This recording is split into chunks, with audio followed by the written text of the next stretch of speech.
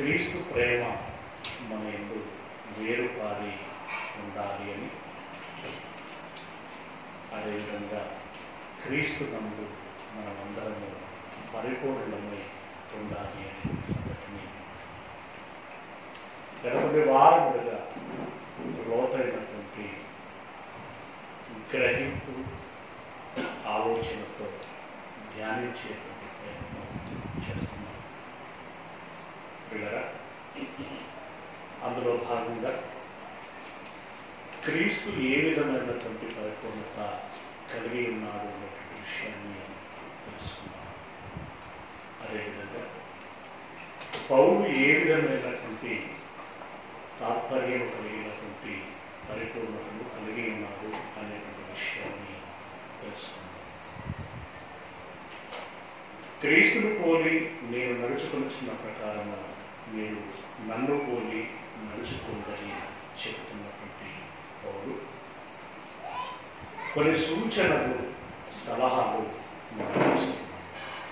అంటే మనం ఏ విధంగా క్రీస్తు వలె, పౌలు వలె పరిపూర్ణులమై ఉండాలి అనేటువంటి విషయాన్ని ఈ ధోరణిలో, ఈ కోణంలో మనం అర్థం చేసుకోవాల్సి ఉంటుంది. అర్థం చేసుకుందాం.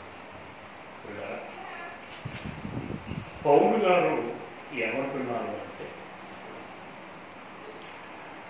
నా అంతరంగమును బట్టి, నా మనస్సాక్షిని బట్టి, దేవుడు నాకు ఇచ్చినటువంటి దర్శనమును బట్టి, దేవుడు నాకు ఇచ్చినటువంటి వాక్కును బట్టి నేను నా శక్తి మేరకి ఆరాటపడుతూ, పోరాటం చేస్తూ, నీతి యందు నా ప్రవర్తనని జాగ్రత్త పరుచుకుంటూ, వెనుకున్నవి మరిచి ముందున్న వాటి కోసం ఎగిరపడుతూ, గాలిని కొట్టినట్లు కాకుండా గురి యొద్దకే నేను పరిగెత్తుచున్నాను అని చెప్తున్నటువంటి తాను కాన్ఫిడెన్స్గా ఉన్నాడు. తన పట్ల తాను నమ్మకము కలిగి ఉన్నాడు. ఆ నమ్మకము, ఆ ధైర్యము, ఆ సాహసము తనకు ఎలా వచ్చింది అంటే, ఇవ్వబడినటువంటి వాక్కును బట్టి ఒకటైతే, తన యొక్క నడవడికను జాగ్రత్త పరుచుకున్నటువంటి దానిని బట్టి, అలాగే పరిశుద్ధాత్ముడు తన విషయమై ఇస్తున్నటువంటి సాక్ష్యాన్ని బట్టి, అలాగే ప్రజలలో తనకున్నటువంటి ఆదరణను బట్టి అనేక విధాలుగా తాను పరీక్షించబడుతూ అనిపిస్తుంది. తాను నేను జీవ మార్గంలో, సత్య మార్గంలో నేను నడుస్తున్నాను అని చెప్పి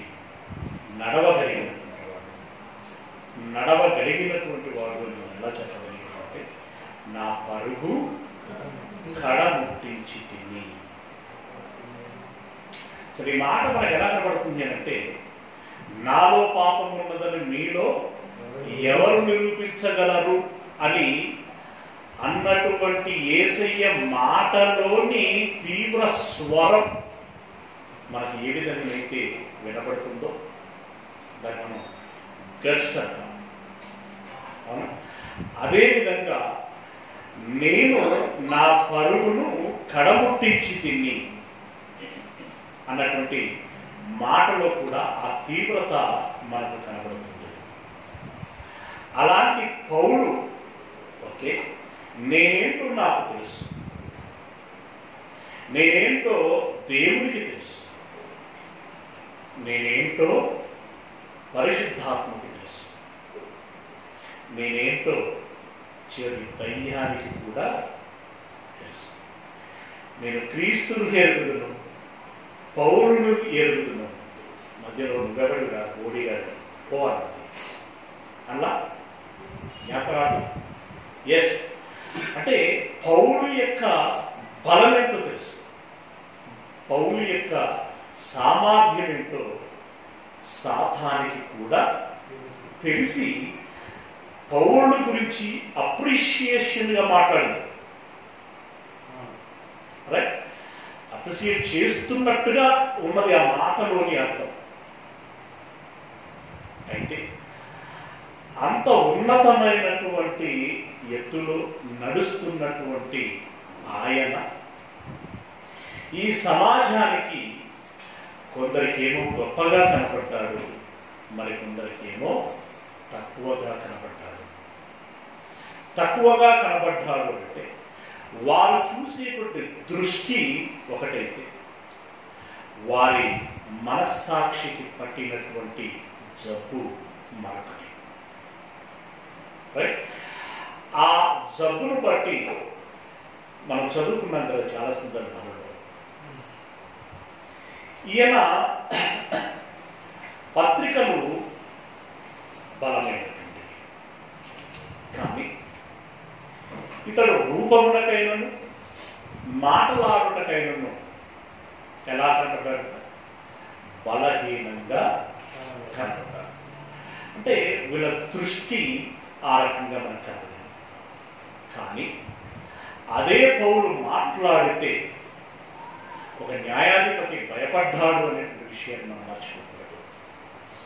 అదే పౌలు మాట్లాడితే ఒక అగ్రిప్ప పౌలు యొక్క చాకచక్యాన్ని అభినందించాడు అనేటువంటి విషయాన్ని మనం మర్చిపోకూడదు.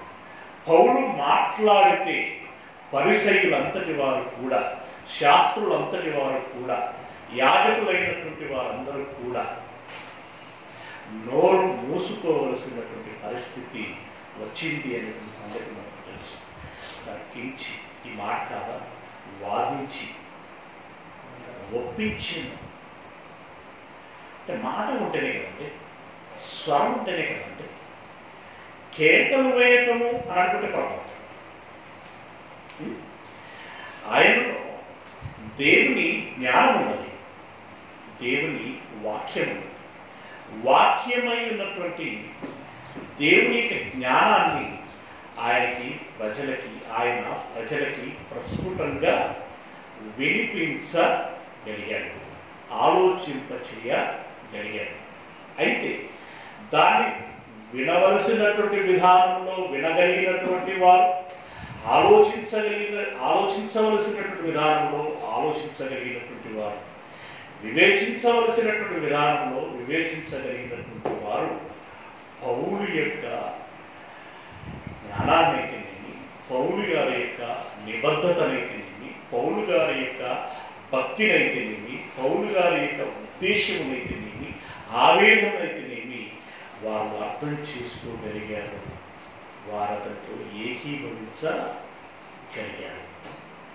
కానీ దొరద చెవులు కలిగినటువంటి కొందరు, మందపు చెవులు కలిగినటువంటి వారు కొందరు, వినే ఓపిక లేనటువంటి వారు కొందరు, అంధత్వము కలిగినటువంటి మూఢ విశ్వాసములో కలిగినటువంటి వారు కొందరు, అక్షరములకు ప్రాధాన్యతనిచ్చి ఆ అక్షరము మాటను దాగి ఉన్నటువంటి దేవుని యొక్క హృదయపు భావాన్ని అర్థం చేసుకోలేకపోయినటువంటి వారు పౌలును తృణీకరణతో చూశారు. పౌలుని వారు స్వాగతించలేకపోయారు, పౌలుతో సారూప్యము కలిగి ఉండలేకపోయారు, అతన్ని తృణీకరించారు.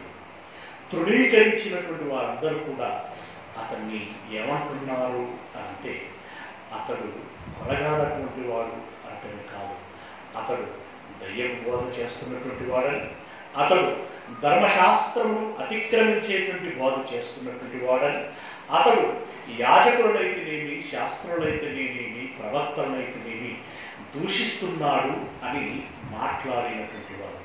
అలాంటి పౌలుని అనేక విధాలుగా హింసించారు. అలాంటి పౌలుని చంపారు కూడా మనకు తెలిసిందే. అలాంటి పౌలు మొదటిసారిగా కొరంథీ పట్టణం నుండి విన్నప్పుడు వారు కూడా అపార్థము చేసుకొని పౌలు గారి మాటలను వినటానికి ఇష్టపడలేదు. ఒకవేళ వినుటకు కాస్త చెవులొక్కినా కూడా పౌలు గారి విషయంలో వారు స్వీకరించడానికి మాత్రము వారు తలుపులు మూసేశారు. పౌలుకి ఏ విధమైనటువంటి సహకారం వారు అందించలేకపోయారు. పౌలుని వారి ఇంట చేర్చుకోలేకపోయారు. పౌలు యొక్క అవసరతలని వారు కనిపెట్టలేకపోయారు. కనీసం అతనికి భోజనం పెట్టాలన్నా కూడా వారికి చేతులు రానటువంటి పరిస్థితి. ఏ విధంగానూ అతనికి సహకరించేటువంటి మనస్సు వారికి లేనటువంటి పరిస్థితి. ఆ విషయంలో ఆయన ఎంత తీవ్రంగా తీసుకున్నాడో మనకు తెలిసిందే. ఆ విషయంలో జీవితకాలం తాను బ్రతికి ఉన్నంత కాలం వారు ఏమి ఇచ్చినా కూడా నేను పుచ్చుకోనని శపథం చేసినటువంటి వాడు. ఆ విషయంలో ఆయన కూడా కాస్త తీవ్రమైనటువంటి నిర్ణయం తీసుకున్నాను అనేటువంటి విషయాన్ని చివరికి అతడు గ్రహించి, ఈ విషయంలో మీకు చేసిన నష్టం విషయంలో తప్ప ఇక ఏ విషయంలో మీకు ద్రోహం నేను చేయలేదు కదా అని పాశ్చాత్తాపడ్డాడు కూడా. దీని అంతటిని బట్టి మనకు అర్థమవుతున్నటువంటి విషయం ఏంటంటే, పౌలును పలు ప్రదేశాలలో స్వీకరించలేకపోయారు, అర్థం చేసుకోలేకపోయారు. దాన్ని బట్టి భిన్నమైనటువంటి మనస్తత్వాలు కలిగినటువంటి వారు సమాజంలో, ముఖ్యంగా దేవుని ఎంట ఉన్నటువంటి సంఘములో కూడా ఉంటారు అనేటువంటి ఉద్దేశంతో ఆయన బోధిస్తున్నటువంటి తరుణములో మీరు ఇలా ఉండాలి, అలా ఉండాలి, అలా నడుచుకోవాలి, ఇలా నడుచుకోవాలి, బుద్ధిమంతులై ఉండాలి, తెలివిమంతులై ఉండాలి, మంచి ప్రవర్తన కలిగినటువంటి వారే ఉండాలి, తప్పులు చేయకూడదు, పాపులై ఉండకూడదు, పరిశుద్ధులుగా ఉండాలి, క్రీస్తు యేసు మార్గంలో నడవాలి, దృష్టి మళ్లించకూడదు, ఏమరపాటుతో ఉండకూడదు, సాతానికి అవకాశం ఇవ్వకూడదు, పరిశుద్ధాత్మ నడిపించినటువంటి విధానంలో మీరు నడిపించాలి అని చెప్పేసి ఆయన బోధ చేస్తున్నటువంటి తరుణంలో అవును కదా అని చెప్పి ఆలోచించగలిగినటువంటి వారు అందరైతే చెప్పి చెప్పుండే నేను చెప్పచ్చు, అసలు ఈ సంగతి ఏంటి అనుకునేటువంటి వారు కొంత. ఇలాంటి విభిన్నమైనటువంటి దృక్పథాలతో ఉండేటువంటి మనుషులు ఉంటారు కనుక వారందరికీ చెప్తున్నటువంటి మాట ఏమంటున్నానంటే, నేను బలహీనుడనై ఉన్నాను, మీరు బలము కలిగి ఉండాలని కోరుకుంటున్నాను. నేను మరణించిన వాడనై ఉన్నను, మీరు బ్రతకాలని నేను కోరుకుంటున్నాను. దానికి ఏమర్థమవుతుంది తెలుసా? ఇక్కడ కూడా ఈ సందర్భంలో కూడా మీ దృష్టిలో నేను అల్పుడను కావచ్చు, బలహీనుడను కావచ్చు, కానీ మీ విషయమై నేనే ఆలోచన కలిగి ఉన్నాను అంటే మీరు అర్థం చేసుకోండి. నేను బలహీనుడనై ఉన్నానంత మాత్రమున మీరు బలహీనుడై ఉండవలసిన అవసరం లేదు కదా. నేను భోజనం చేయనంత మాత్రాన మీరు భోజనం చేయకూడదనేది లేదు కదా. నేను అనారోగ్యంతో ఉన్నంత మాత్రాన మీరు ఆరోగ్యంగా ఉండకూడదు అనేటువంటిది ఏమీ లేదు కదా. నేను భోజనము చేయకపోయినా మీరు భోజనం చేసిన వారై ఉండాలి. నేను అనారోగ్యంతో ఉన్నా మీరు ఆరోగ్యం కలిగిన వారై ఉండాలని నేను కోరుకుంటున్నాను. ఎంత లోతుగా ఆలోచించారండి ఆయన, ఎంత ఫేర్గా మాట్లాడుతున్నాడండి, ఎంత ఫేర్గా మాట్లాడుతున్నాడు. ఎస్, కొరంథీయులకు రాసినటువంటి 2వ పత్రిక 13వ అధ్యాయం, కొరంథీయులకు రాసినటువంటి 2వ పత్రిక 13వ అధ్యాయం 9వ వచనంలో ఉంది. కొరంథీయులకు రాసినటువంటి 2వ పత్రిక 13వ అధ్యాయం 9వ వచనంలో ఉంది. మేము బలహీనులమై ఉన్నను, మీరు బలవంతులై ఉండిన ఎడల సంతోషించెదము.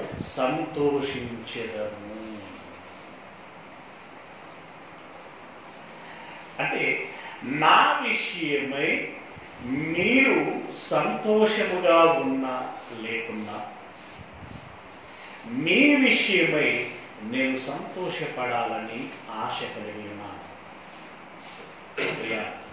దేవుని వారలారా, అంటే ఒక దైవజనుడు చెప్పేటప్పుడు ఆ రోజుల్లోనైతే పరిశుద్ధాత్ముడు ఏది బయలుపరిస్తే అది బోధించేటువంటి వాడు. బోధించిన దాని ప్రకారంగా నడిచారా నడవలేదా అనే లెక్క వారికి ఉంటుంది. అందుకే బోధకులైనటువంటి వారు మరీ కఠినమైనటువంటి తీర్పును ఎదుర్కోవలసి ఉంటుంది అనే సంగతిని ఆయనే వెల్లడి చేశాడు. పరిశుద్ధాత్ముడే వెల్లడి చేశాడు. కనుక ప్రియమైనటువంటి దేవుని వాళ్ళ మనము ఆలకించవలసినటువంటి విషయం ఏంటంటే, ఆ రోజు పరిశుద్ధాత్ముడు బయలుపరిచినటువంటి ప్రతి విషయాన్ని దైవజనుడు బయలుపరచవలసి ఉంటుంది. అయితే బయలుపరిచినటువంటి ఆనాటి భక్తులలో నమ్మకమైనటువంటి వారు ఉన్నారు, నమ్మక ద్రోహం చేసినటువంటి వారు ఉన్నారు, నిజాయితీ కలిగినటువంటి వారు ఉన్నారు, నీతి మారినటువంటి వారు ఉన్నారు. ప్రియ దేవుడి వాళ్ళ వారి లెక్క వారికి ఉన్నది. మరి ఈరోజు దైవజనుడు పరిస్థితి ఎలా ఉంది? ఒకరు ధర్మశాస్త్రంతో విభేదించేటువంటి బోధ చేయొచ్చు. ఇది సాతాను ప్రేరేపణ మూలముగా చేసేటువంటి బోధ అనేటువంటి విషయాన్ని మనం మర్చిపోకూడదు. దాన్ని దొంగ కాపరులు అన్నా, దొంగ బోధకులు అన్నా, దొంగ ప్రవక్తలు అన్నా. అయితే బోధించేటప్పుడు రెండు విషయాలు. ధర్మశాస్త్రం బోధించటం వేరు, ధర్మశాస్త్రానుసారంగా జీవించటం వేరు. ధర్మశాస్త్రం బోధించేటప్పుడు ధర్మశాస్త్రములు ఏమున్నదో వాక్యమును అనుసరించి, అంటే వర్డ్ టు వర్డ్ అనటమే, వర్డ్ టు వర్డ్ జ్ఞానము కలిగి గొప్పగా బోధించనువచ్చుగాక, గొప్పగా బోధించనువచ్చుగాక. కానీ అతడు ధర్మశాస్త్రము అనుసరించి నడవకపోవచ్చు. ఒకవేళ బోధించిన వారందరూ నడవాలని ఏమి లేదు కదా. అంటే నడవాలి అనేటువంటిది దేవుని ఆజ్ఞ, కానీ నడుస్తున్నారు అనేటువంటిది ఏమి లేదు కదా. అప్పుడు మనం అర్థం చేసుకోవాల్సినటువంటి విషయం ఏంటంటే, ఇక్కడ ఉన్నటువంటి సారాంశాన్ని కూడా మనం అర్థం చేసుకోవాల్సినటువంటి విషయం, అతను చెప్పుచున్నది అలాగనే ఉన్నదా లేదా అని మనం పరీక్షించి చూసుకోవాలి. అలాగనే ఉంటే స్వీకరించాలి, లేదు అని అంటే ధృవీకరించాలి. ఇక అలాగ నడుచుకుంటున్నానా లేదా? మరొకడంటే ఎవరో కాదు కదా, మన ఇంటి వాడే కదా, మనవాడే కదా, మన నాయకుడే కదా. అయితే ఒకవేళ వాక్యానుసారంగా నడుచుకోవటం లేదు అంటే మనము ఆయన దృష్టికి తీసుకుందాం, ఆయన సున్నితంగా చెప్పుదాం, ఆయనకు అర్థం చేయించి అవును కదా అనుకునేటట్లుగా చేసి అతన్ని కరెక్ట్ చేద్దాం. అప్పటికి పద్ధతి మార్చుకోకపోతే దేవునికి విడిచిపెడతాం. దానికి కూడా ఒక లెక్క ఉంటుంది, ఒక లిమిట్ ఉంటుంది. అది సంఘాన్ని ఇన్ఫ్లుయెన్స్ చేసేంతగా ఉంటే, సంఘాన్ని ప్రభావితం చేసేటువంటిదిగా ఉంటే, సంఘాన్ని ప్రమాదంలోనికి నడిపించేటువంటిదిగా ఉంటే, అయ్యా మీకు దండం, మీరు మాకు ఎంతో చెప్పవలసినటువంటి అవసరం లేదు, చెప్పబడినటువంటి దాంట్లో మాదిరిగా ఉండి నడుచుకోగలిగేటువంటి వారు మాకు కావాలి అని చెప్పి సాగనంటారు. ఈ వైఖరిలో, ఈ నిర్ణయంలో ఒక క్లారిటీ మనకు ఉండాలి. అయితే ఇవన్నీ ఒక క్రమంలో, ఒక పద్ధతిలో జరిగేటువంటి విషయాలు. కానీ మన వరకు మనం ఏ జాగ్రత్తలో ఉండాలి అంటే, ఓకే ధర్మశాస్త్రము అలాగనే చెప్తున్నాడు, వండర్, బాగా చెప్తున్నాడు, సంతోషం, బాగా చెప్తున్నాడు, అది వాక్యానుసారంగానే ఉన్నది అన్నప్పుడు మనము దాన్ని చచ్చినట్లుగా అనుసరించి నడవవలసిందే. ఎవరి కోసం? బోధించే వారి కోసము, మన కోసం, మన కోసం, మన కోసం. కనుక అది అలాగా ఉన్నది అంటే చచ్చినట్లుగా తల వంచి నడుచుకోవలసిందే. ఆ క్లారిటీ మనకు ఉండాలి. అతన్ని పోలి నడవకు. ఎవరిని పోలి నడవకు? తప్పు చేస్తూ బోధిస్తున్నటువంటి బోధకుడు ఉన్నాడే, బోధ బాగుంది, నడవడిక బాగలేదు. అప్పుడు ఏం చేయాలి? అతని ప్రవర్తనను అనుసరించకు, బోధని అనుసరించు. అయితే అతను మరి మన సంఘంలో ఉండొచ్చా ఉండకూడదు అంటే చెప్పారు కదా, దానికంటే ఒక లిమిట్ ఉంటుంది. రైట్. ఇక ఎక్కడెక్కడో మీటింగ్లు జరుగుతున్నాయి, సెమినార్లు జరుగుతున్నాయి, ఆ బోధకుడి ఎదురుకి వెళ్ళొచ్చా అని అంటే వాక్యం బాగా చెప్తాడండి, నిజంగా నేను కూడా 1-2 సార్లు చూశానండి, బాగా చెప్తాడు, అయితే నేను అటెండ్ కాదు. అయితే మనం చూస్తున్నాం బిహేవియర్ బాగుంది, యాటిట్యూడ్ బాగుండదు, ఆ ప్రవర్తన బాగుండదు, అది కూడా తెలుస్తున్నది మనకి. మరి ఏం చేద్దాం? ప్రియ దేవుని వారలారా, బిలాము గారు ప్రవర్తన మంచిది కాదు, కానీ ఆయన నోట దేవుడు వాక్యం ఉంది, ఆయన ఆశీర్వదించారు. ఇప్పుడు ఇశ్రాయేలు తీసుకోవాలా, స్త్రీని తృణీకరించాలి? బిలాము ఇచ్చిన ఆశీర్వాదము ఇశ్రాయేలు తీసుకోవాలా? నువ్వు ఇచ్చిన బోడి ఆశీర్వాదం మాకెందుకు అనాలా? కానీ బిలాము మంచోడు కాదు, అదనమాట. అవై ఈ రకమైనటువంటి క్లారిటీ మనలో ఉండాలి. ప్రియ దేవుని వారలారా, ఇలాంటి భిన్నమైనటువంటి వైఖరి కలిగినటువంటి ప్రజలు సంఘములలో ఉంటారు అని ఎరిగినటువంటి పౌలు గారు, నేను బాగా నడుస్తున్నానని నేను నా మనస్సాక్షితో నేను ఏకీభవించి అనుకుంటున్నాను, కానీ అది మీకు సమ్మతం అవ్వచ్చు, కాకపోవచ్చు. పైగా మీతో నాకు చాలా అనుభవాలు ఉన్నాయి. ఎవరితో? కొరింథీయులతో. అక్కడ ఆయన అర్థం చేసుకున్నటువంటి వారు ఉన్నారు, అపార్థం చేసుకున్నటువంటి వారు ఉన్నారు. ఎందుకైనా మంచిది అనేటువంటి ఒక జాగ్రత్త పౌలు గారు రాసినటువంటి ప్రతి చోట కూడా అణువణువున అన్వేషణ అండి, అణువణువున జాగ్రత్త అండి, జాగ్రత్త. అందుకే ఏమంటున్నాడు అంటే, ఏమన్నాడు? మేము బలహీనులమై ఉన్నను మీరు బలవంతులై ఉండిన ఎడల, మీరు బలవంతులై ఉండిన ఎడల సంతోషించెదము.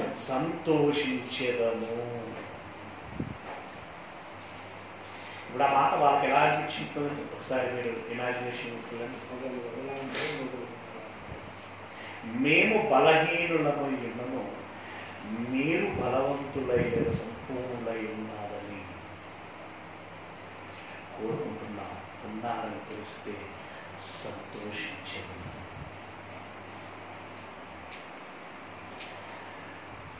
ఎట్లాంటి వాడికైనా ఆ మాట స్వాగతించేదిగా ఉండదు,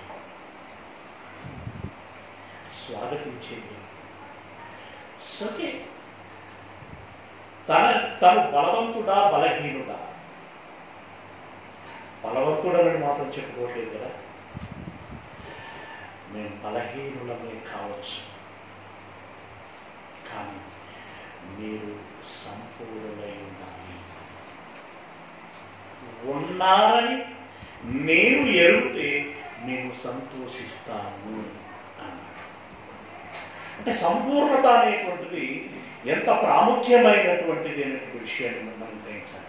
మేము బలహీనులమైనను మీరు బలవంతులై ఉండిన ఎడల సంతోషించేదను. దీని నిమిత్తమే అనగా మీరు సంపూర్ణులు కావాలననియే, మీరు సంపూర్ణులు కావాలననియే ప్రార్థించుచున్నాము.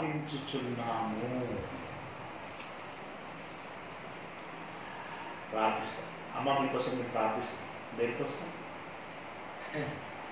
చాలా మంది అంటే ఇక్కడ ఎందుకు అంటే కొన్ని విషయాలు మాట్లాడేటప్పుడు ఇప్పుడు మీలో కూడా కొంత కరెక్టే కాదు అనిపిస్తుంది.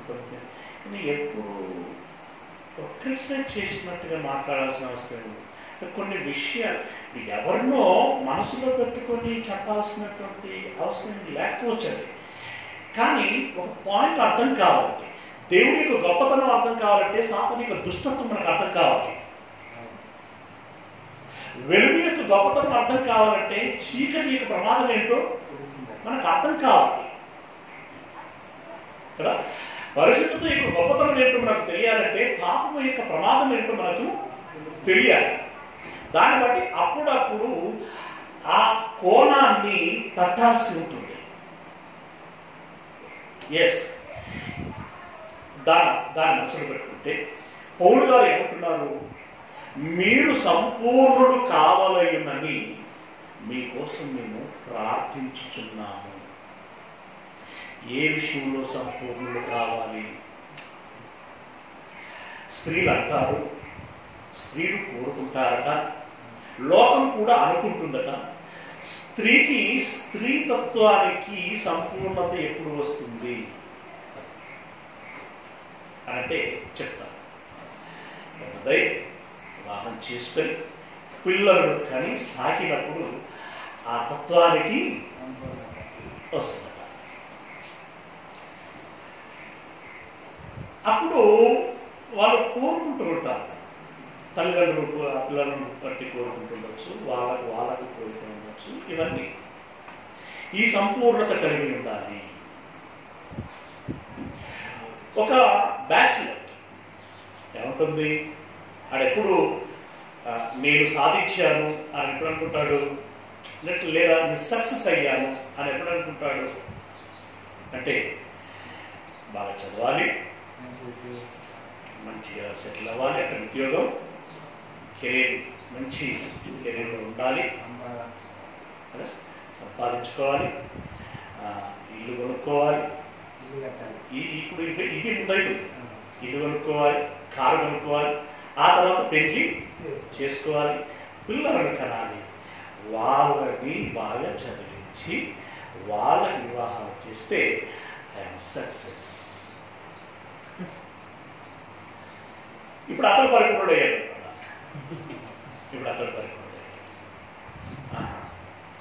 ఇప్పుడు పౌలు గారు చేసిన పరిపూర్ణత ప్రార్థన ఏమైంటుంది?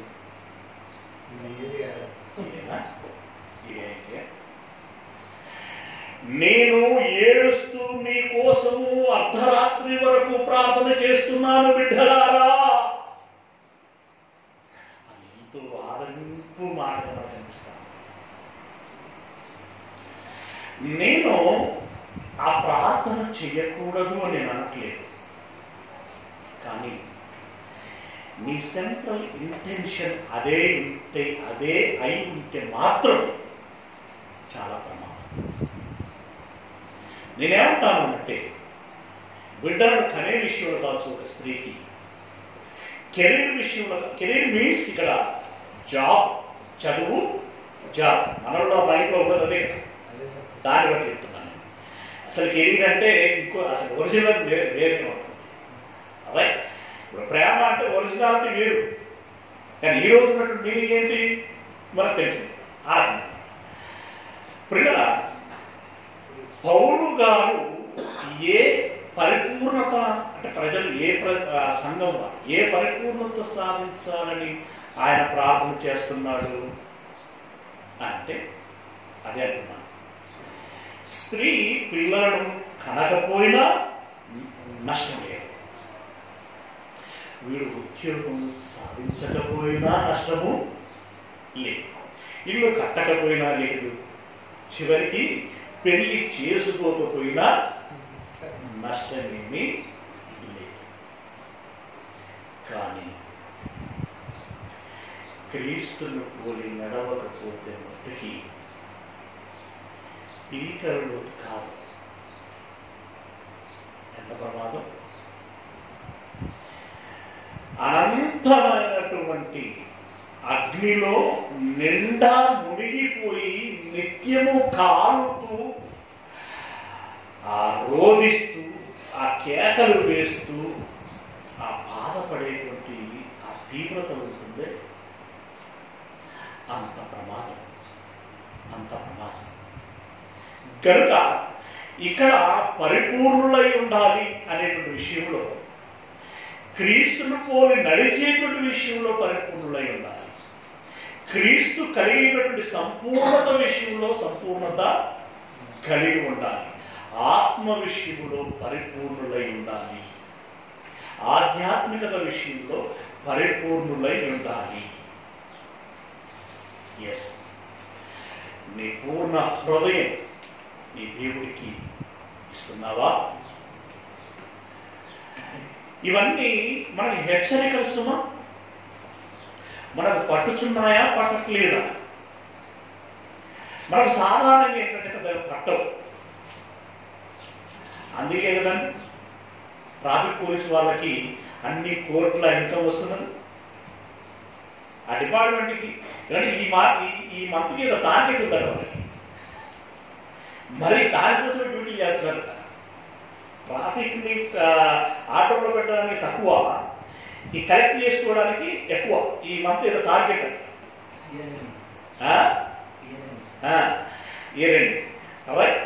ప్రిల్లరా, అందులో భాగంగా వాళ్ళకి అసలు ఊహించినంత రేంజ్లో ఇన్కమ్ వస్తుంది. ఒక్కొక్కరు ఎంత కడుతున్నారు అనుకుంటున్నారు? పట్టు పడితే చాలు వాడి పేరట 20,000, 30,000. ఆ బండి కాస్ట్ కంటే ఎక్కువైపోతుంది. అంటే ఎందుకు అవుతుందని మన విషయంలో హెల్మెట్ విషయం చెప్పట్లేదా? సిగ్నలింగ్ విషయంలో చెప్పట్లేదా? స్పీడ్ విషయంలో చెప్పట్లేదా? అయితే కొన్ని మనకు పట్టవు. సరే, అన్ని విషయాల్లో గవర్నమెంట్ సరైన డిసిషన్ తీసుకుంటున్నదా లేదా అనేది ఆలోచిస్తే మన దేవుడు మాత్రం సరైన నిర్ణయం తీసుకుంటాడు కదా. దేవుడు సరైన నిర్ణయం తీసుకుంటాడు కదా. అయినప్పుడు మనము ప్రతిదీని తూచా తప్పకుండా అనుసరించవలసినటువంటి వారమై ఉంటున్నాము. ఉండాలి. మరి అనుసరిస్తున్నామా? పూర్ణ హృదయము, పూర్ణ ఆత్మ, పూర్ణ మనస్సు కంఠస్థ వాక్యం, చిన్నోళ్ళకి పెద్దలకి. కానీ ఆ కంఠతతో పాటు కనిపెట్టుకొని మీన్స్ మెలకువ కలిగి ఆ సంపూర్ణతతో దేవుణ్ణి ప్రేమించగలుగుతున్నామా? ఆ సంపూర్ణతతోనే సమాజంలో ప్రేమించగలుగుతున్నామా? ఆ సంపూర్ణతతోనే పరిచారకులమై ఉండగలుగుతున్నామా? ఆ పరిపూర్ణత కలిగి త్యాగమవుతున్నామా, సమర్పించుకుంటున్నామా అనేది ప్రశ్నించుకోవలసినటువంటి విషయం. సంపూర్ణ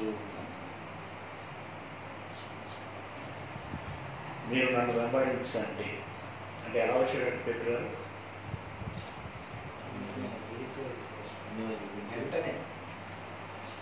క్రీస్తు మరణించేంత వరకు ఆయన వెంటే ఉన్నాడండి. మా ఇంటికి వెళ్ళిన స్థానంలో సరే అందరూ వెళ్ళాడా లేదా అనేటువంటిది అది కాదు కదా, అనుసరించటం అనేటువంటిది ప్రాముఖ్యమైన విషయం. అంద్రేయ, యోహాను, యాకోబు వచ్చేసాడు. అన్నీ విడిచిపెట్టి వచ్చేసాడు. అందరినీ విడిచిపెట్టి వచ్చేసాడు. అంటే భార్య పిల్లల్ని అనుకున్నాడు కాదు. బాధ్యతలను విస్మరించి అనుకున్నాడు కాదు. ప్రతి దానికి లెక్క ఉంది. ప్రతి దానికి ధర్మశాస్త్రములో సూచన ఉన్నది. వారు వెంబడించినటువంటి విధానం మనం ఆలోచిస్తున్నాం. అయ్యా, నిత్య జీవం పొందటాన్ని నేను ఏం చేయాలి అన్నాడు. ధర్మశాస్త్రంలో ఆజ్ఞలు నెరవేర్చాను, అవన్నీ నేను నెరవేర్చుతూనే ఉన్నాను. అయితే ఒకటి కొత్తగా ఉంది అంటే ఇక సంపూర్ణ అవ్వలేదు. ఎప్పుడు సంపూర్ణ అవుతున్నాడు మీరు గమనించండి. నీకున్నదంతయు నమ్మి పాసిబుల్ ఆఫ్ సెల్ఫ్. మన విషయంలో ఇది సాధ్యమేనా? Is it possible? Is it possible no, never. అయితే ఆయన కూడా ఏమంటాడట, మీరెవరో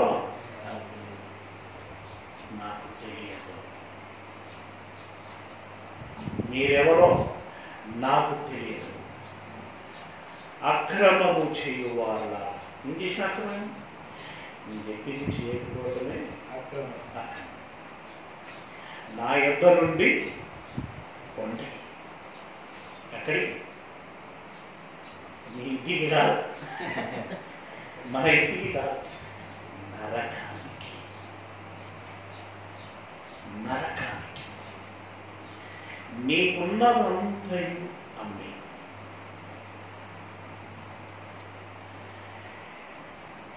నేను అనుకుంటా, పౌలు అనుకున్నట్టుగా నేను అనుకుంటా, మీరందరూ నన్ను చూస్తారు, మీరందరూ నా గురించి ఆలోచిస్తారు. ఈయన చెప్తున్నాడు, మరి ఆయన సంగతి ఏంటి? ఆయనకు 3 ఎకరాలు ఉందట, అది అమ్మలేదు. తెలుసు తెలుసు. ఇంత తెలిసిన నేను నన్ను నేను ఎలా మోసం చేసుకుంటాను? ఇంత తెలిసిన నేను నన్ను నేను ఎలా నరకంలోకి పంపించుకుంటాను? అంత తెలివి తక్కువన్నా, అంత సురి తక్కువన్నా, అంత దద్దమ్మన్నా, అంత పిసినాసుడినా, అంత పిరికివాడినా? లేదా? ప్రియ దేవుని వారలారా, దేవుడు ఇచ్చినటువంటి ఆయుష్ మేరకి, దేవుడు ఇచ్చినటువంటి అవకాశం మేరకి, దేవుడు ఇచ్చినటువంటి జ్ఞానం మేరకి, వివేకం మేరకి ఆలోచించండి, నేను మీకు వేగము దయచేయదు అన్నాడు. దానిలో భాగంగా ఒక వ్యూహం ఉంటుంది. ఏముంటుంది? ఒక వ్యూహం ఉంటుంది. ఆ వ్యూహము నువ్వు నెరవేర్చాలి అనుకుంటున్నావు, కానీ దేవుడు సమయం ఇవ్వకపోతే, దేవుడు అవకాశం ఇవ్వకపోతే ఆ లెక్క దేవుడి ఖాతాలోకి వెళ్ళిపోతుంది.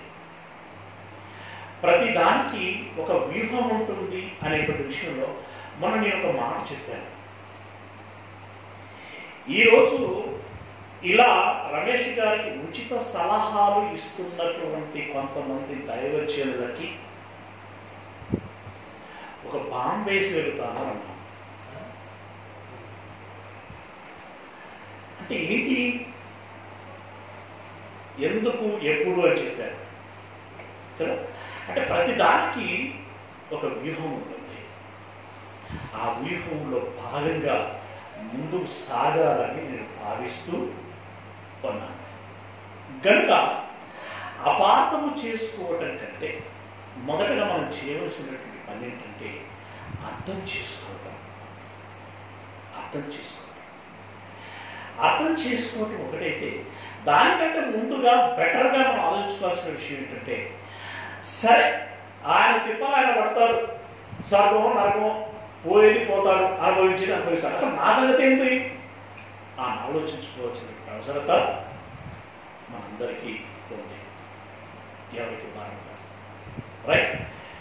కనుక సంపూర్ణ అవగూరిన ఎడల నీకున్నదంతయు అమ్మి బీదలకు ఇచ్చి నన్ను వెంబడించుము. ఇది చేశామా? చేస్తున్నామా?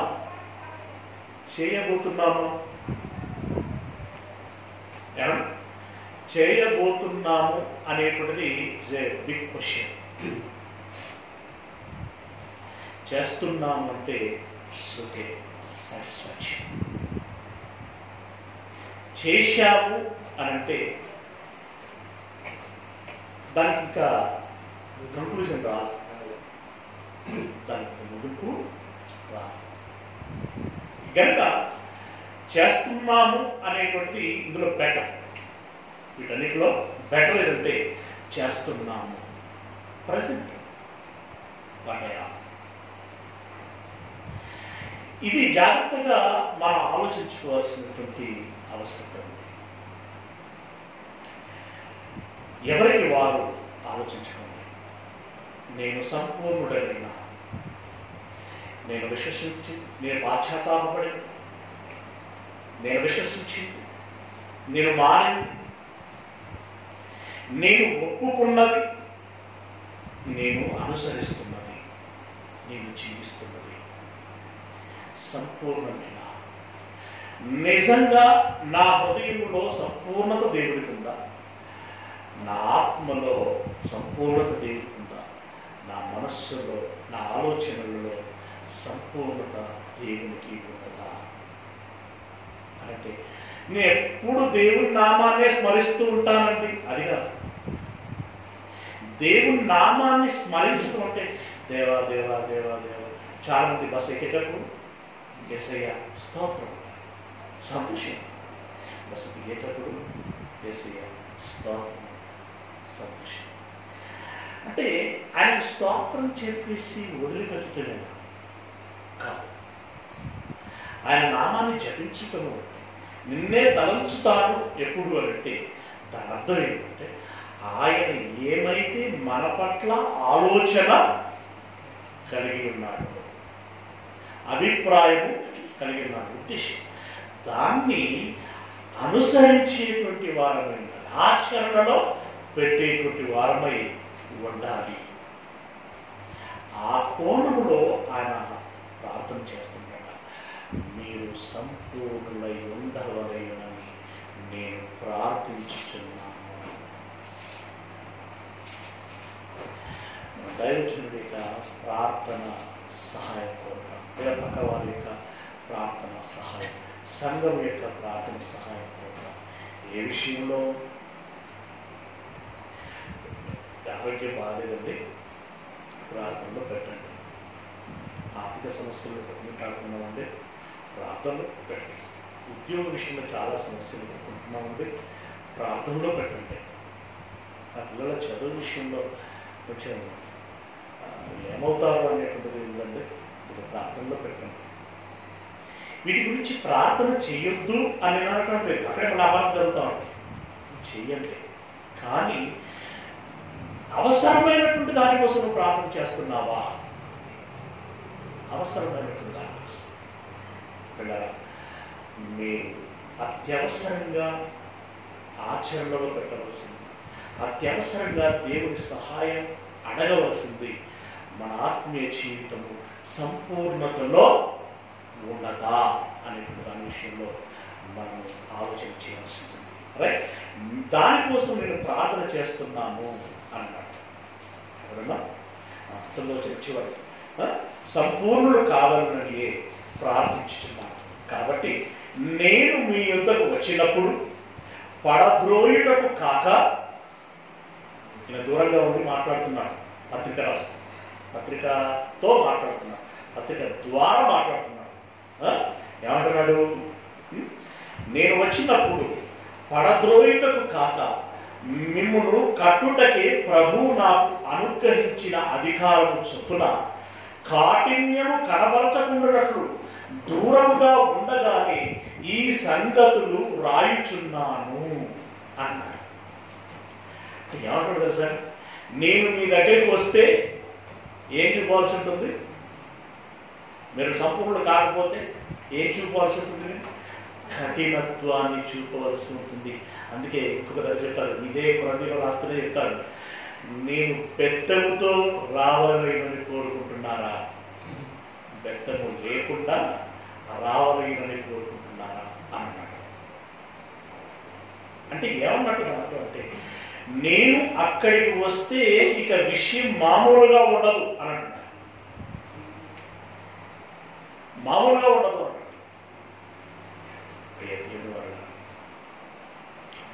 అప్పుడప్పుడు నేను మీతో కఠినంగా మాట్లాడుకుంటాను, మాట్లాడినప్పుడు నేను వచ్చుకుంటానండి బాబు, ఇంత అనవలసి వచ్చింది కదా, ఇలా గతించాల్సి వచ్చింది కదా. ఆ పరిస్థితి రాకుండా నేను ముందే జాగ్రత్తగా ఉంటే బాగుంటుంది కదా అనిపిస్తా ఉంటుంది.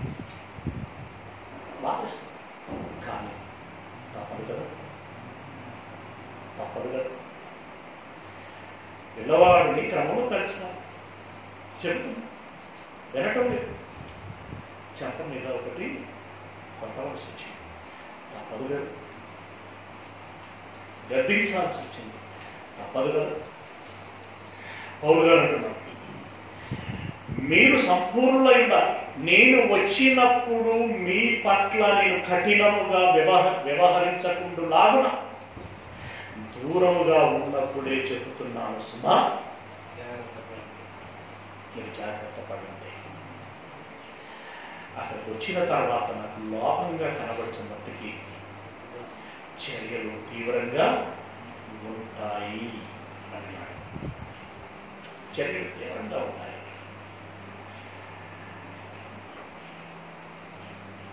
మీరు కూడా లేదా నేను కూడా మనం అందరం కూడా అర్థం చేసుకోవాల్సిన విషయం,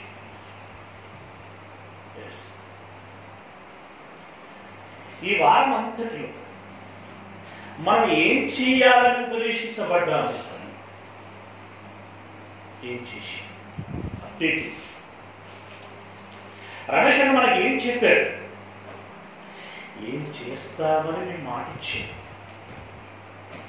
పరిచర్య విషయం, దేవుని పని విషయం, కార్యక్రమాల విషయం ఏం చేస్తామని మాట ఇచ్చాము. చేశామా అన్న? ఇదివరకు 2-3 సార్లు జ్ఞాపకం చేశారు. అప్పుడు అన్నిసార్లు అదే చెప్తూ వస్తున్నా. ఇప్పుడు అన్న కోపం చేయొచ్చు, చేస్తాడు కూడా, చేయవలసి వస్తుంది. అప్పుడు అన్న ఇలా అన్నాడు అని మనం నొచ్చుకుంటే ఏ మేరకు సమంజసం కదా. అనులాగున చేసిందెవరు? అనులాగున చేసిందెవరు? మనమే కదా. ఇప్పుడు మీరు నేను మనమందరం పరిశుద్ధాత్ముడు 2000 సంవత్సరాలుగా చెప్తున్నారు. ఆ వ్యవసాయం వచ్చింది మనకు పరిచయమైన నాట నుండి చెప్పబడుతున్నది. మీకు నాకు మనందరికి మనము చేస్తే ప్రభువు వచ్చినప్పుడు అక్రమము చేయువారులారా మీరు నా యొద్ద నుండి వెళ్ళండి, సాతానుకును వారి దూతలకు సిద్ధపరచబడినటువంటి నిత్యాగ్ని దండనలోనికి మీరు వెళ్ళిపోండి అని ప్రభువు అనవలసి వస్తుంది. అంటాడు కూడా, అంటాను అన్నాడు. అంటారన్నాడా? అంటాడు. ఏది ప్రేమ ప్రేమ అన్నాడు. ఏది ప్రేమ? అక్రమం చేయాల నరకానికి ఉండాలంటాడు. అంటే అది ఏమేంటికి సమంజసకరం? ఆయన మనల్ని ఉద్దేశించి అలా అనులాగున ఎవరు చేశారు? మనమే. నేనే నన్ను ఉద్దేశించేయాలంటే నేను, మిమ్మల్ని ఉద్దేశించి అంటే మీరు, మనం అందరినీ ఉద్దేశించి అంటే మనం అందరం. కనుక ఆ పరిస్థితి రాకూడదు. దేవుడికి మాట ఇచ్చి తప్పకూడదు అంటే దేవునికి మాట ఇచ్చి తప్పకూడదు. అబద్ధము ఆడకూడదు. ఎక్కడ ఏ విషయంలో కూడా. అందుకే జాగ్రత్త జాగ్రత్త జాగ్రత్త. మీరేమి విలుచున్నారో జాగ్రత్తగా చూసుకోండి. మీరు ఎలాగో నడుచుకుంటున్నారో జాగ్రత్తగా చూసుకోండి. మనకి ఇవ్వబడినటువంటి సమయం ఎలా వెచ్చించుకుంటున్నామో జాగ్రత్తగా చూసుకోండి. మనకి ఇవ్వబడినటువంటి జీవితం ఎలా వాడుతున్నామో జాగ్రత్తగా చూసుకోండి. జాగ్రత్త. మీ యొద్దకు వచ్చినప్పుడు నేను కాఠిన్యము చూపకుండానట్లు దూరంగా ఉండగానే ఈ సంగతులు రాయిచున్నాను. పదకొండవచ్చు. తన తుద సహోదరులారా సంతోషించుడి, సంపూర్ణులై ఉండుడి, ఆదరణ కలిగియుండుడి, ఏక మనస్సు గలవారై ఉండుడి, సమాధానముగా ఉండుడి. ప్రేమ సమాధానములకు కర్తయ్యకు దేవుడు మీకు తోడై ఉండును కాక. ఫైనల్ ఏం కోరుకుంటున్నారంటే మీరు సంపూర్ణులై ఉండాలి. నీ సంగతి ఏంటయ్యా? అని అనకండి.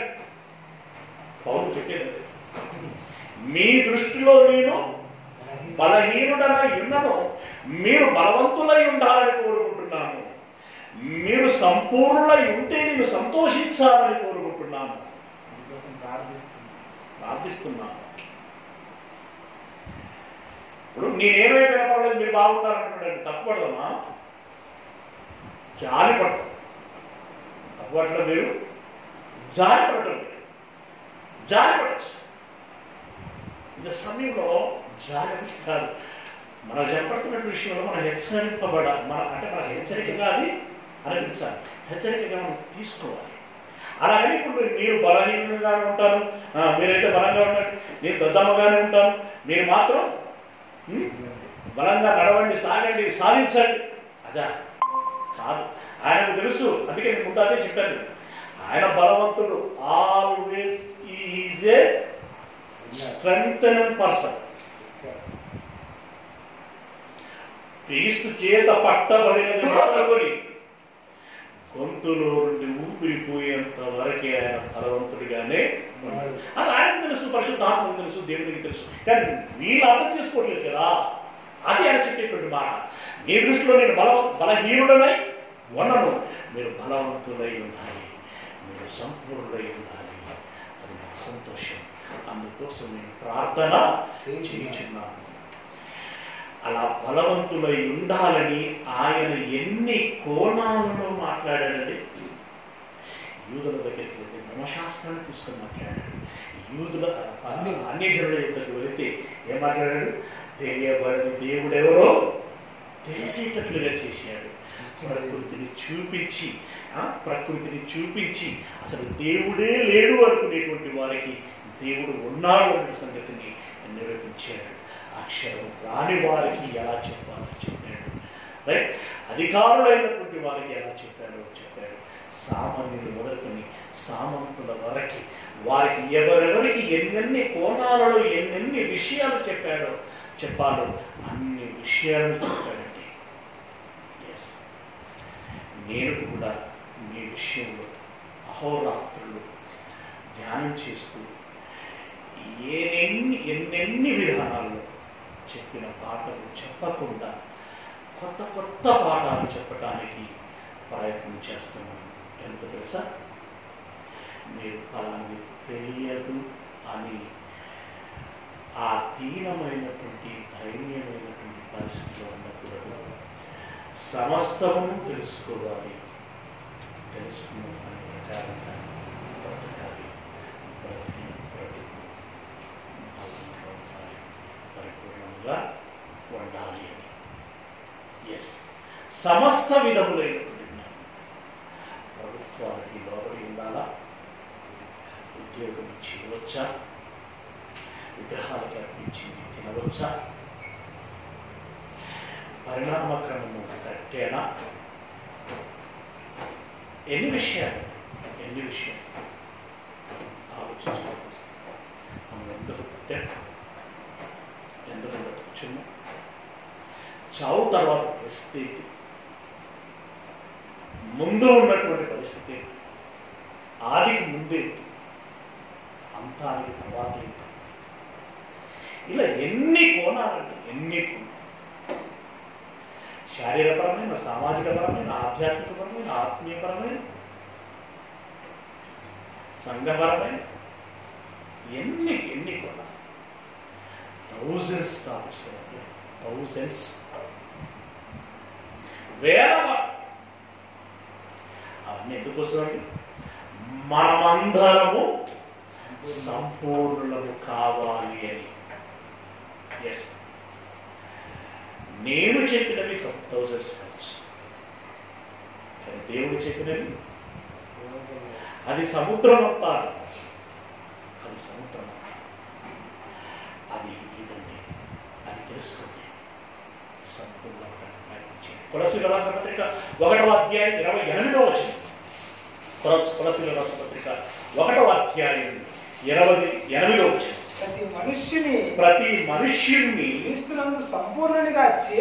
క్రీస్తునందు సంపూర్ణునిగా చేసి ఆయన ఎదుట నిలువబెట్టవలెనని సమస్త విధములైనటువంటి జ్ఞానముతో మేము ప్రతి మనుష్యునికి బుద్ధి చెప్పుచు ప్రతి మనుష్యునికి బోధించుచు ఆయనను ప్రకటించుచున్నాము. ఎందుకు బోధ చేస్తున్నాడు? ప్రతి మనుష్యుని ఆయన ఎదురు సంపూర్ణులుగా చేయవలెనని. మరి అన్ని విధాలుగా బోధించగలుగుతున్నాం. మరి చివరికి మన పరిస్థితి ఏంటి? ఒకవేళ వీళ్ళతో అన్నట్టుగా మనతో అనకూడని విధంగా మనం ముందే జాగ్రత్త పడితే మంచిదండి. ప్రకటన గ్రంథం 3వ అధ్యాయం 2వ వచనం. ప్రకటన గ్రంథం 3వ అధ్యాయం 2వ వచనం. నీ క్రియలు నా దేవుని ఎదుట సంపూర్ణమైనవిగా నాకు కనబడలేదు. ఏం కనబడలేదట? దేవుని ఎదుట సంపూర్ణమైనవిగా కనబడలేదు. నాకు కనబడిందండి అనకండి. మనకు కనబడటం వేరు, దేవుడికి కనబడటం వేరు. దేవుడికి కనబడేటట్లుగా ఉండాలి. మనం అప్పుడప్పుడు కొన్ని రాజీ పడుతూ దేవుడు చూస్తున్నాడు, దేవుడు అర్థం చేసుకుంటుంది అని మనమే ఆయన కాంప్రమైజ్ చేసేటువంటి ప్రయత్నం చేస్తుంటాం. డెసిషన్ తీసుకుంటా ఉంటాం. కాదు, ఆయన డెసిషన్ మన డెసిషనే ఆయన డెసిషన్ అన్నట్టుగా భావిస్తూ ఉంటాం. తప్పు. రైట్? దేవుడు అంటున్నాడు కనబడలేదు కనుక, సంపూర్ణమైనవిగా కనబడలేదు కనుక జాగరూకుడవై చావనైన మిగిలిన వాటిని బలపరచుము. అంటే కొన్ని విషయంలో పూర్గా ఉన్నాం, అంటే వీక్ గా ఉన్నాం అనమాట. వీక్నెస్ ఉంటే ఏమొస్తుంది అన్నాడు? రోగం వస్తుంది అన్నాడు. రోగం వస్తే చావు వస్తుంది కనుక చావనై ఉన్నటువంటి మిగిలిన వాటి విషయంలో జాగ్రత్త పడుతూ బలవంతులు సంపూర్ణవు కమ్ము అన్నాడు.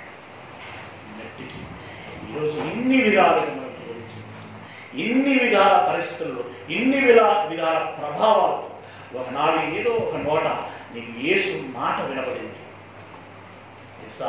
ఎవరు అనుకున్నావు? ఆ తర్వాత ఆయన ఎవరు అనంటే ఇవి ఇన్ని కార్యాలు చేశాడు అని విన్నావు. ఓహో, చేశాడా అని అనుకున్నావు. రైట్? ఆ తర్వాత ఈయన ఇన్ని మాటలు బోధించాడు అన్నప్పుడు అరే ఇన్ని మాటలు బోధించాడా అనుకున్నావు. క్రీస్తు శతము, క్రీస్తు పూర్వం అన్నప్పుడు క్రీస్తు ఎవరు అని ప్రశ్నించుకున్నావు. ఆ క్రీస్తు ఈ క్రీస్తు అని తెలుసుకున్నావు. బోధించినటువంటి క్రీస్తు అని తెలుసుకున్నావు. ఏంటి ఈయన వెనకాల ఉన్నటువంటి నేపథ్యము అని ఆలోచించడం ప్రారంభించాడు. అప్పుడు నీకు దేవుడు కనబడ్డాడు. రైట్? ఆ దేవుని అంతరంగము తెలిసింది. తర్వాత నీవేంటో, నీ జన్మ ఏంటో, నీ బ్రతికేంటో తెలిసింది. ఇక భవిష్యత్తు ఏమై ఉన్నదో తెలిసింది. ఇన్ని తెలిసినాయి. ఒక్కొక్క కాలంలో, ఒక్కొక్కరి ద్వారా, ఒక్కొక్క సమయంలో, ఒక్కొక్క విధానంలో మనకు తెలియపరచబడింది. ఎవరిని ఎలా వాడుకున్నాడో దేవుడు అలా వాడుకున్నాడు. అందుకే నేను అంటాను, ఎంత చిన్నవాడైనా చివరికి నేనేమంటాను అంటే వాడి ప్రవర్తన అత్యంత నీచమైనది కావచ్చు, యేసు అనేటువంటి పదాన్ని పరిచయం చేశాడే అందును బట్టి నువ్వు అతనికి కృతజ్ఞత కలిగి ఉండవు. అందును బట్టి అతను నువ్వు గౌరవించు, అందును బట్టి అతను నువ్వు విధేయత కలిగి ఉండవు. ఆ మేరకు మెట్టికి దేవుడు మనకు పరిచయం చేశాడు. పరిపూర్ణ జ్ఞానాన్ని ఇవ్వడానికి ఇంకనూ మనకు అవకాశము ఇస్తున్నాడు. కనుక ఏం చేయాలి? ఒక కాలంలో అపోస్తలుడట, ఒక కాలంలో ప్రవక్తలట, అదే సమయంలో కాపరులట, సువార్తికులట, పరిచారకులట, ప్రభుత్వంలో చేయువారట, ఇలా ఎన్నెన్ని విధాలని వీళ్ళందరూ పెట్టాడు. ఎందుకోసం?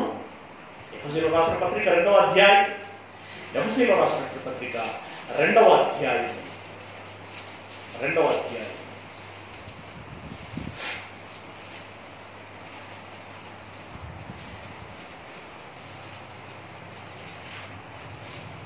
నాలుగో అధ్యాయం 11వ వచనం.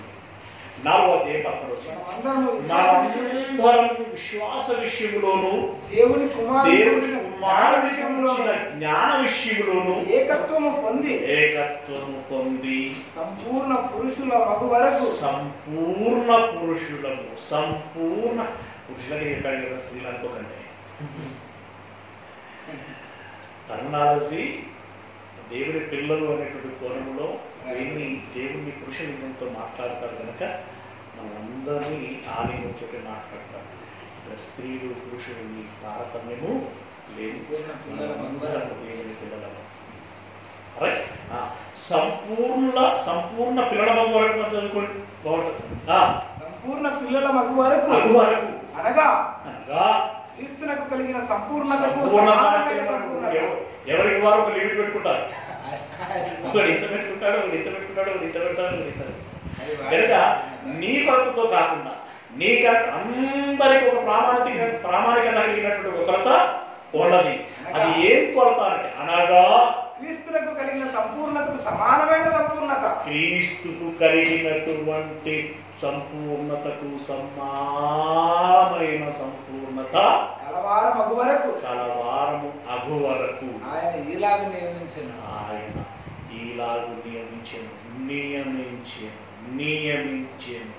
It is my order. ఏంటది? క్రీస్తుకు కలిగిన సంపూర్ణత మనము కలిగి ఉండాలి. అయితే ఆయన మనకు పోలిక ఏంటండి? ఆయన కన్యక గర్భంలో పుట్టినటువంటి మహానుభావుడు.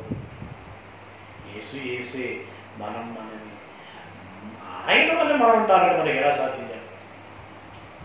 సామాన్యుడు, చిన్నలో, మనుషుల్లో, శరీరాలలో ఉన్నోళ్ళం. ఆయన మన పోలిక అంటున్నాడు. ఆయన పోలి ఉండాలి. నువ్వెందుకు రాజపడుతున్నావు? నేరసపడుతున్నావు? తగ్గించుకుంటున్నావు? అబ్బో కవర్ చేసుకుంటున్నావు.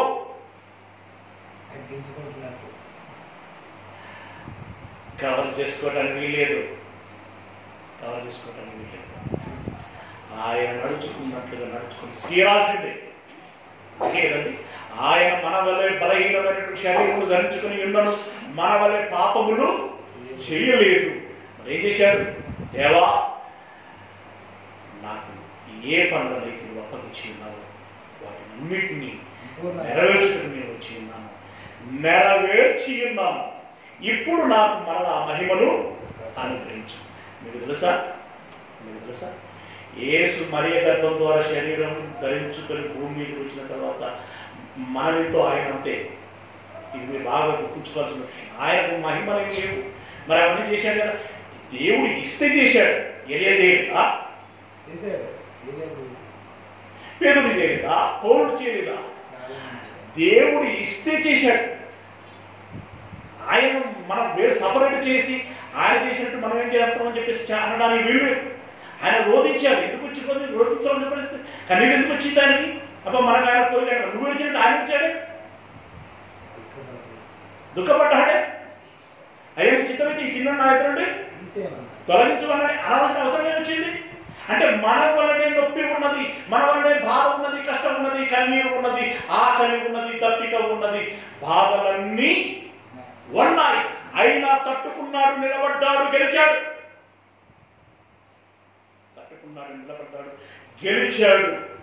అందుకే ఏమన్నాడు? నీ యొద్ద ఉన్నప్పుడు నాకు ఏ మహిమ అయితే ఉండదు. అంటే ఏం విడిచిపెట్టించాడు? మహిమ లేకుండా వచ్చాడు ఆయన.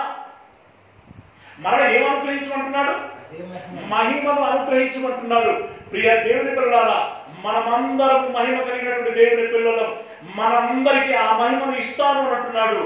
మహిమ కలిగినటువంటి ఆ పరలోకానికి చేర్చుకుంటాను అని అంటున్నాడు. మీ అందరికి మహిమ కావాలనుకుంటే అందులో ఇంకొకటి మీరు ఆలోచించాల్సిన విషయం, నరకము నాకు వద్దు, పరలోకమే నాకు ముద్దు. ఆ మహిమ కలిగిన జీవితం నాకు కావాలి అనుకున్నటువంటి వారందరూ కూడా మీ అంతరంగంలో బలమైనటువంటి నిర్ణయం తీసుకోవాలి. ఎస్, నేను సాధించాలి. ఏంటది? ఏ విధము చేతనైనను మృతులలో నుండి పునరుత్థానము కలగవలెననియు క్రీస్తును ఆయన బలమును ఆయన పునరుత్థాన బలమును ఎరుగు నిమిత్తము ఆయన శ్రమలలో పాలువాడనొకట ఎట్టిదో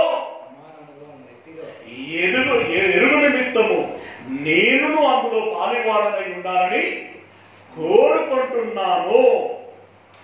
ఎంత స్ట్రాంగ్ డెసిషన్ అనేది, ఎంత బలమైన నిర్ణయం. నీలో నాలో అది ఉండాలి. ఏది ఏమైనా అనేటువంటిది రావాలి మన నోట, మన మనసులో ఉండాలి. నాటబడాలి, నాటుకోవాలి, నాటబడాలి. అది కలిగి తొలకక బెనకక అదరక బెదరక తొలగక ఆ దారిలో నేను నడవాలి. గమ్యం కూర్చేయాలి. నేను కూడా అనగలగాలి, నా పరుగు ఇక మీదట నాకు నీతి కిరీటము మహిమను పొందుకోబోతున్నాను. మీరందరూ ఆ మహిమను పొందుకోవాలని కోరుకుంటూ